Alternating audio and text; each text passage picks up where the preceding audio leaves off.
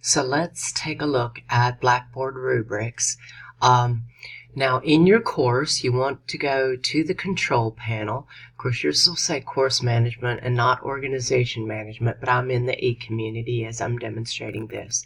Alright, so underneath course tools for you, mine says organization tools, but if we look underneath, there's all the tools that are available in Blackboard. And if we arrow down, or scroll down rather, we'll see rubrics. So I'm going to click on rubrics. And of course I've already got some in here that I was playing around with, but we'll go ahead and make a new one for the purpose of this demonstration. You're going to click on create rubric. Okay, so we'll name it whatever we want. So I'm just going to call this rubric demonstration. I can put whatever description I want there at the top of the rubric. But the big part that we really want to pay attention to is this this part right here. Now, depending upon whether you want to grade your rubric by percents or by points, I would think points might be a little bit easier because you can distribute your points and have them all add up to 100 points total, depending on how much you're going to put into the rubric, but that's up to you. All right, now we can, if we want to, put as many columns in our rubric going this way and as many rows as we want going this way, and we can rename the areas of the rubric according to what we want.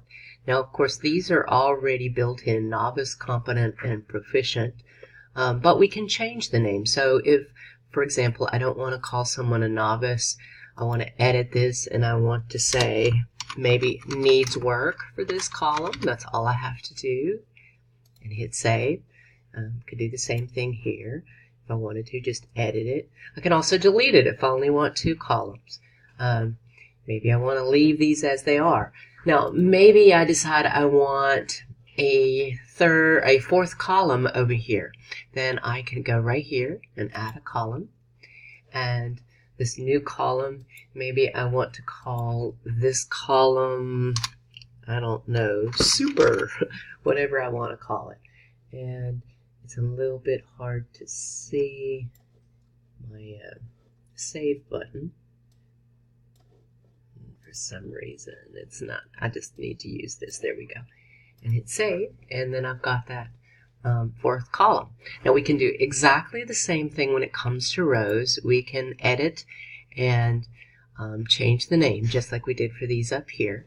You can actually add another row if we so desire. So maybe I want something that has to do with content. Then I can add that row and call it content or whatever I want to call it, and hit save. And I can add as many rows as I want, as many columns as I want.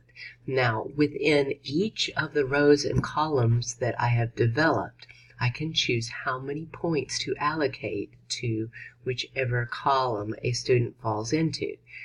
So, for example, under organization, I could say no organization, lack of structure, whatever I want to use to define that portion of the rubric, and decide that if a student falls in this category, they're going to get 0 points. On the other hand, I might put here 25 points or whatever I decide upon, and put minimal organization, whatever it might be. And we can define how many points that we have at each level. We just have to be careful that whatever number of points we define in the whole rubric, whatever is defined over here on the right in our most point allocated column, all of those should add up to the number of points we want for the total paper or whatever the total assignment is worth. So realize that the points on this side need to add up to that total.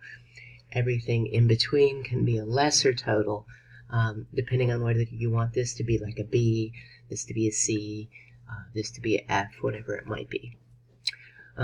So once we've defined what all of our categories are and put a description of what constitutes that particular grade or that particular amount of points for the category that's up here, then all we have to do at the bottom, and let me move this over so you can see it in the window, there is the submit button. Now, we want to make sure we hit submit, otherwise this is not going to show up at all. Alright, so let me move this back over again. You may notice now my rubric demonstration is right here. Alright, now, the second thing we now need to do is attach the rubric to an assignment. So, I'm going to show you how to do that. So in whatever content area you want to, on whatever content page you want to put it, we're going to go to, I'm going to put it under PD trainings, under the rubric training that I did in face-to-face, so that it's just kind of more of the stuff that was in there. So I'm going to go to that content page. So here's the content page, and you can see that there was a lot of stuff that I fooled around with. But what I would want to do is go to assessments, and I'll call it an assignment. I can name it whatever I choose. So maybe this is an argument or whatever kind of, I don't know necessarily what kind of papers you have, but maybe it's an argumentative paper. We'll call it that. I don't know if there is such a thing, but or a narrative paper, or whatever it might be. And then whatever instructions that you want to give to your students, because this will be an assignment for them. And then, and I'm just going to put blah, blah, blah for the sake of my instructions. I can attach files too if I want to put my instructions in terms of a file. But further down, we can put our due date, whatever it might be. I will just make this the 30th. And of course, if I want to, usually I make mine the end of day. And then the number of points that are going to be possible on this assignment, I'll just put 100. And then notice right here, add rubric. So if so it also will allow us to create a new rubric right here, but I think it's a good idea to already have it added, or created, that is, and then select your rubric. So it'll take you to all of those that we have. So let's just choose the one that I just made. We have to hit submit, and it's going to attach it. Click OK to assign the rubric's maximum points as the points possible. All right. And then this is very important. We want it to be used for grading, so we want to make sure that that is there. Over on the right-hand side, if you want students to see the rubric when they're looking at their assignment, you need to click Yes with rubric scores. Or you might put, you notice another option was to put that they can see it after grading. Depends on whether you want them to know what the rubric is before grading or not.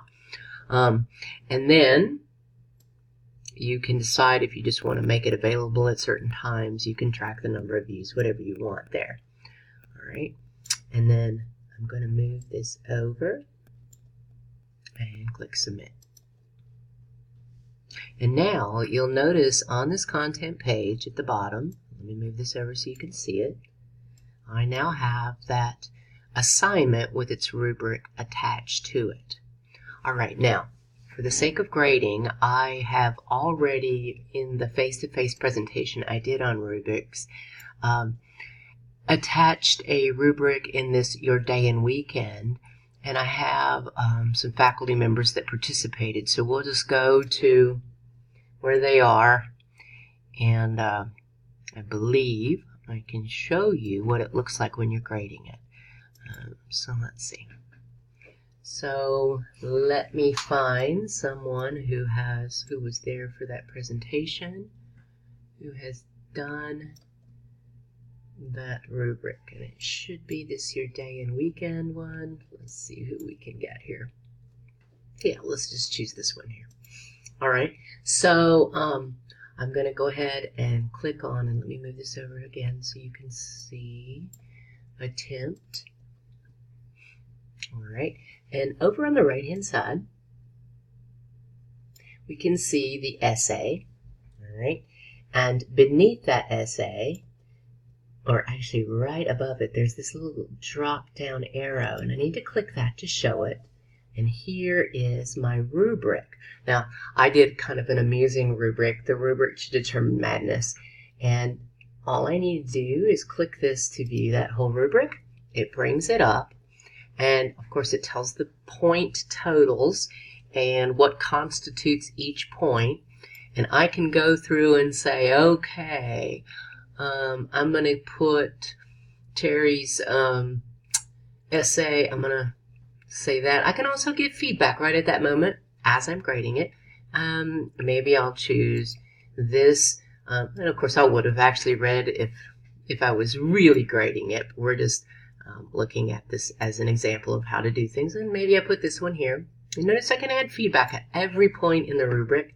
And here, and I'll do this.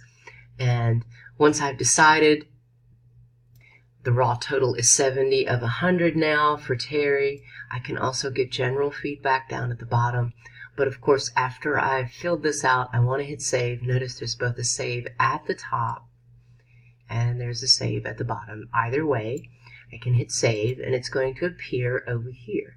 Now, I can also give feedback to the learner right here in this box.